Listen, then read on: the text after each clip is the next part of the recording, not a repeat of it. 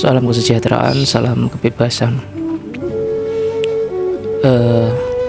Sebelum kita mengetahui diri kita sendiri ini siapa, maka kita akan selalu menjadi permainan diri kita sendiri, permainan ego kita sendiri. Kita susah, ya ego susah. Kita bahagia, ya ikut bahagia. Ya hanya seperti itu. Hanya seperti itu. Ya enggak apa-apa kalau bahagia, silahkan diambil, silahkan dirasakan. Tapi kalau susah, ya terserah. Semua kembali pada diri kita masing-masing. Mau marah ya terserah, mau enggak ya terserah, mau bilang semua ini adalah Tuhan terserah. Yang penting kita tahu konsekuensinya, bahwa kalau kita marah berarti di situ kita menjadi boneka, menjadi diperbudak ego kita sendiri. Karena diri kita yang sebenarnya adalah diam.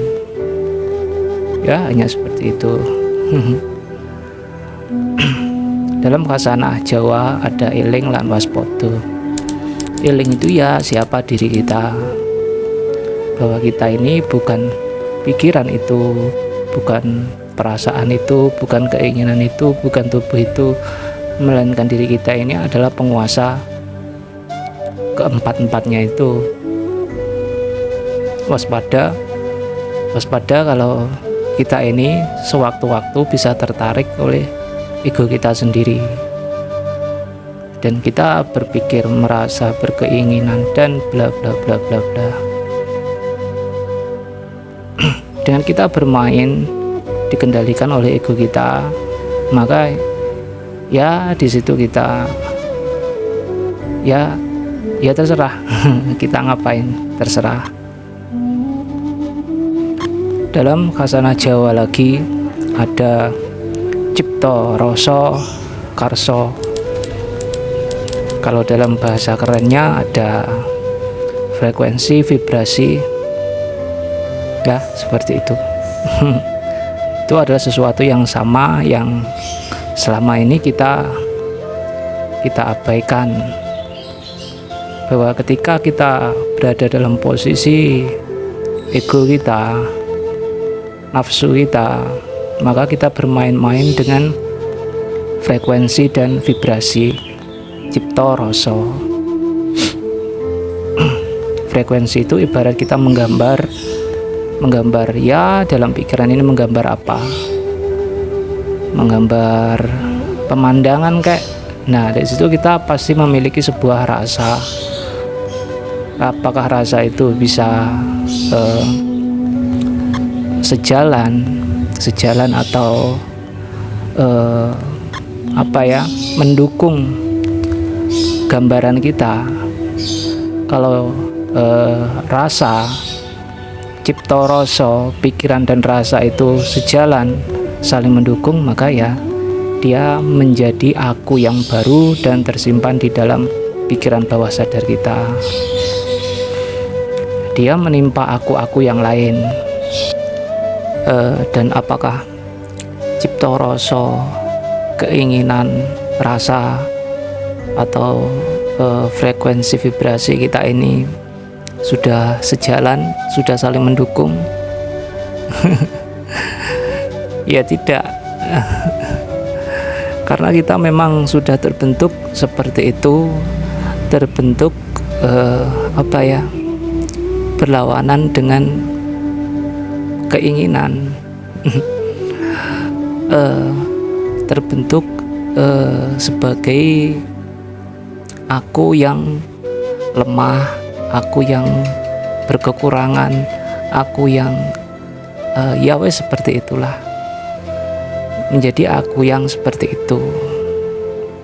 Jadi apapun keinginan kita ini rasanya selalu pesimis.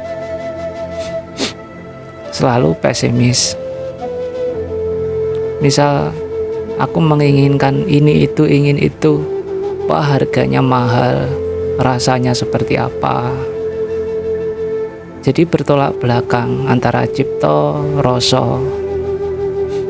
Sama juga dengan keinginan. Selama kita masih memiliki keinginan akan sesuatu, di situ berarti posisi kita sedang tidak memilikinya. Ketika kita tidak memiliki sesuatu, ya rasanya pesimis, kurang lagi. Nah, itulah aku-aku yang mengisi gelas kosong kita, si aku-aku palsu itu. Ya, itu harus ditindas, ditimpa dengan aku-aku yang baru. Dari mana kita mulai merubah nasib kita? Ya, dari sekarang dan seterusnya. Karena semua kejadian yang kita alami dalam keseharian ini adalah cerminan dari si aku-aku yang di dalam. Jadi ya mudah sekali untuk membaca kitab diri melalui rasa yang diterima. Ketika pikiran menanggapi sesuatu, ya tinggal dilihat saja apa rasanya. Ketika sebuah kejadian terjadi, ya kembali dilihat, dirasa apa rasa yang datang. Keterampilan merasakan ini tidak bisa dilakukan, belum bisa dilakukan oleh saudara-saudara kita yang egonya masih kuat. Yang egonya masih kuat pasti terhanyut dengan lautan rasa-rasanya.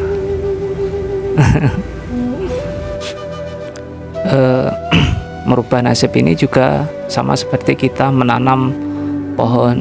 Dari kecil kita tanam, kita siram, kita pupuk terus menerus sampai pohon itu tumbuh tinggi, batangnya kuat, daunnya rindang. Di situ dia tidak mudah roboh. Atau dengan kata lain, kita menciptakan pribadi manusia yang baru. Ya, memang harus menjadi pribadi yang baru ketika ingin merubah nasib. Dan ini juga tidak mudah untuk dikatakan, tapi tidak mudah untuk dilakukan. Tidak mudah. Nah, disinilah letak kebebasan manusia itu ketika telah mengetahui siapa dirinya. Walaupun sulit, walaupun berat, pasti bisa untuk menjadi pribadi yang baru. Karena disertai Tuhan, karena bersama Tuhan. Cara termudah untuk menciptakan pribadi yang baru, ego yang baru, nafsu yang baru, aku-aku yang baru untuk menimpa aku-aku yang sudah ada di dalam pikiran bawah sadar ini. Pertama, menerima semua kejadian yang kita anggap buruk. Berarti di situ rasanya tidak enak. Menerima di sini bukan berarti kita terhanyut. Berbeda antara menerima dan terhanyut. Terhanyut itu berarti kita sedih, kita susah, kita pusing, kita ya wes apalah terserah. Tapi menerima di sini adalah berlindung kepada Tuhan. Berarti meniadakan ego, meniadakan nafsu, meniadakan aku pribadi, berpindah atau ada transisi dari kesadaran bumi ke kesadaran langit. Iya, seperti itu. Berarti kita harus waspada setiap saat dengan rasa kita sendiri. Yang kedua adalah berpikir baik, atau afirmasi sama saja. Dan afirmasi terbaik itu adalah menggunakan kata ajaib. Ini tadi sempat saya pikirkan, kata ajaib ini bisa diterima oleh pikiran tanpa perlawanan. Misal besok aku akan mendapatkan rezeki yang banyak secara ajaib. Pikiran di situ tidak bisa melawan lagi kata ajaib itu. Karena ajaib itu ya entah dari mana. Kalau kita berkata pada pikiran, besok aku mendapatkan rezeki yang banyak, kalau seperti itu saja, pikiran pasti bertanya rezeki dari mana, bla bla bla bla bla. Maka kata ajaib itu bisa menghentikan pikiran untuk bertanya. Jadi berpikir baik ini, semua yang kita tangkap, yang kita terima dengan panca indera kita, dipikir dengan baik. Semua manusia itu baik. Semua manusia itu baik. Semua manusia itu sangat baik kepadaku. Semuanya. Ya, hanya seperti itu. Atau hutang saya sudah lunas secara ajaib. Ya, bisa disertakan kata-kata ajaib untuk menghentikan pikiran bertanya atau melawan. Contoh yang lain, sekarang kan musim hujan. Kira-kira si aku apalagi yang kemungkinan itu untuk muncul? Kebiasaan pikiran itu apa? Misalnya si aku sakit, flu kayak, si aku apa, si aku yang masuk angin. Maka ya jangan berpikir ke situ. Aku akan sehat secara ajaib. Ajaib. Aku tidak akan sakit secara ajaib. Kalaupun kita sudah terlanjur sakit, ya aku sudah sehat secara ajaib. Nah, seperti itu. Seperti di video-video kemarin, kalaupun itu ada perlawanan, pasti di sana disertai rasa pesimis. Ya, disadari saja, kembali berlindung pada Tuhan. Yang ketiga adalah keinginan. Keinginan untuk memiliki segala sesuatu. Keinginan, semua keinginan untuk memiliki, berarti kita dalam keadaan belum memiliki. Belum memiliki sesuatu itu rasanya tidak enak. Maka kita harus berlindung kepada Tuhan dari rasa tidak enaknya itu. Dan ketika rasa tidak enaknya itu sudah memudar, kita bermain dalam pikiran, menciptakan pikiran yang baik tentang keinginan kita itu. Kan kehidupan kita ini kan dihiasi oleh tiga sesuatu itu: cipta, rasa, karsa. Pikiran, rasa, keinginan. Bisa jadi mereka timbul secara acak, ya tergantung bagaimana pikiran menanggapi dunia, apa yang dia tanggapi. Kan kesadaran kita ini hanya bermain di situ-situ saja. Hanya bermain di situ-situ saja. Ketika kesadaran Tuhan semesta kita ini terjatuh, hanya berpindah-pindah di situ saja. Maka keterampilan dari diri sendirilah yang bisa menciptakan pribadi ego yang baru, sehingga menimpa aku yang di dalam ego itu ya menimpa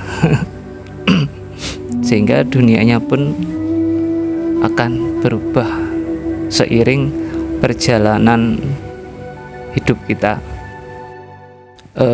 Swaspada apa sih? Aku mewaspadai diriku sendiri. pada awal-awal ini tidak akan mudah. Tapi ketika terbiasa ya terbiasa. Tanpa berlindung kepada Tuhan, tanpa berlindung pada diriku sendiri, aku tidak akan bisa, karena aku akan berjalan sesuai apa isi dari diriku sendiri. Tanpa ada sopir sama sekali, aku akan tetap seperti itu. Dengan mengetahui apapun yang terjadi pada diriku sendiri saat ini adalah hasil karyaku sendiri, maka di situ ada penerimaan diri, ada rasa pertanggungjawaban terhadap diri sendiri, dan ya seperti itu, tidak menyalahkan Tuhan, tidak menyalahkan saudara-saudaranya yang lain. Dan bagaimana penerimaan itu bisa terjadi, sedangkan kita ini adalah robot yang merespon segala sesuatu sesuai dengan isi database-nya sendiri. Maka marah ya marah, sedih ya sedih, dan segala sesuatu yang ada di dalamnya. Salam kesejahteraan, salam kebebasan.